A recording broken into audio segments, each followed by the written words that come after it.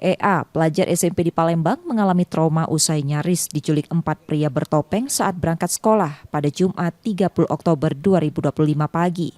Korban dicegat di Jalan DI Panjaitan, Lorong Pegagan, Seberang Ulu 2. Salah satu pelaku sempat memegang tangan korban dan mencoba menyuntik lengannya, sementara pelaku lain memukul bahunya dengan kayu. Korban berusaha digiring masuk ke mobil namun berhasil melawan dengan menginjak kaki pelaku dan kabur meminta pertolongan warga untuk diantar ke sekolah. Ayo naik. Aku tak galak, dipaksanya. Ya aku teriak katanya, dia tuh kabur langsung. Kata aku tuh dekat yai. Dia yai sudah tak apa-apa katanya.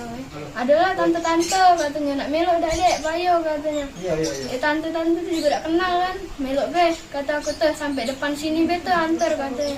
Biar lebih aman be. Ya sudah hati-hati be dek ya, hati-hati jalannya katanya. Kalau uang tak dikenal jangan terlalu percaya. Balik-balik dia nangis katanya dia nak diculik, nak dimasuk ke dalam mobil. Nak disuntik katanya, suntikannya itu sempat dikelak ke dia.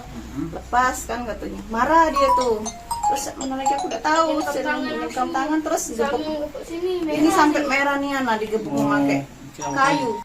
Pelaku langsung melarikan diri dengan mobil. Korban mengaku sudah 2 kali hampir menjadi target penculikan oleh pria bertopeng. Mereka dipaksa untuk mengikuti orang yang tidak dikenal ini. Cuman korban berontak, berontak kemudian berlari. Nah, kita belum tahu sampai saat ini motifnya apa. Yang jelas kita di Polsek S2 dalam saat ini melakukan penyelidikan. Polsek Seberang Ulu 2 telah mendatangi lokasi, memeriksa saksi dan menelusuri rekaman CCTV di sekitar TKP untuk mengungkap identitas pelaku. Yudiki Suwanto, Kompas TV, Palembang, Sumatera Selatan.